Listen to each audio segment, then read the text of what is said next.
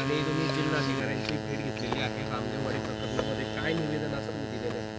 आज रोजी गोरसेना तसेच विविध सामाजिक संघटनेच्या वतीने माननीय जिल्हाधिकारी साहेबांना आम्ही या मागणीचं निवेदन दिलेलं आहे की रामदेववाडी प्रकरणामध्ये जो आत्तापर्यंत पोलिसांनी तपास केला आहे तो तपास दिवसेंदिवस असा उघडकीस येतो आहे आणि त्याच्यामध्ये पोलिसांनी कशा पद्धतीने या आरोपींना पाठीशी घालण्यासाठी राजकीय प्रेशरखाली काम केलेलं आहे, या सगळ्या गोष्टी दिवसांदिवस उघडे होत आहे।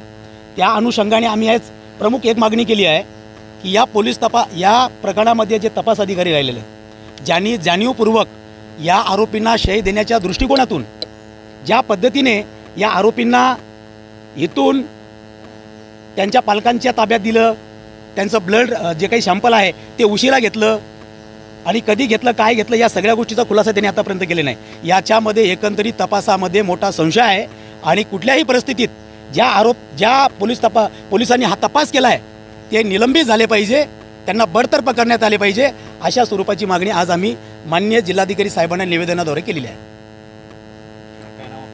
भीमराव जाधव। असं जर सविस्तराने सांगायचं ठरलं तर मीडियाच्या माध्यमातून मी सांगू इच्छितो की ज्या दिवशी ही घटना घडल्यानंतर घटनास्थळावरून सापडलेल्या 2 आरोपींना पोलिसांनी ताब्यात घेतलं।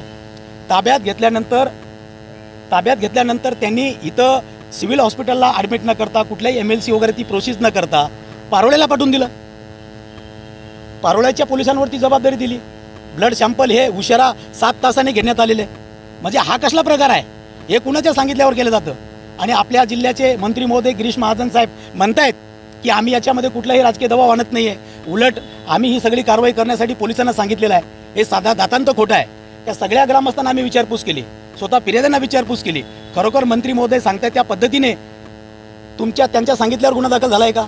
बिलकुल ग्रामस्थ सांगताय की हा ग्रामस्थांची एकजूट होती, विविध सामाजिक संघटनेचा हा पाठपुरावा होता, त्याचा परिणाम म्हणून पोलिसांना उशिरा का होईना कारवाई करावी लागली आहे। मग एकीकडे मंत्री महोदय जर खोटं बोलताय तर स्पष्टपणे दिसून येते की मी अप्रत्यक्षरित्या आरोपींना बचावासाठी हे सगळे प्रयत्न चाललेले आहेत। असं सांगितलं जातं की मंत्री महोदय त्या दिवशी आले खरे, परंतु कुठे गेले होते, कुणाला भेटले, आणि त्यांनी आरोपीची भेट घेतल्यानंतर आरोपी तात्काळ पारोळ्यापर्यंत पोहोचले।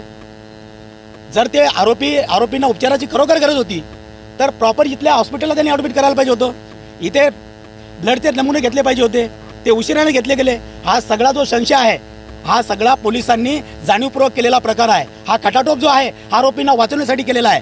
परंतु या निमित्ताने मी सांगू इच्छितो की सगळ्या विविध सामाजिक संघटना, गोरसेना या सर्व आता एकवटलेल्या आहेत। वेळीच जे काही संबंधित अधिकारी आहेत ज्यांनी याच्या तपासामध्ये त्रुट्या ठेवल्यात, हलगर्जीपणा केलाय, त्यांना तात्काळ या ठिकाणी निलंबित केलं पाहिजे, अन्यथा या ठिकाणी तीव्र स्वरूपाचं आंदोलन हे निश्चित स्वरूपात छेडले जाईल।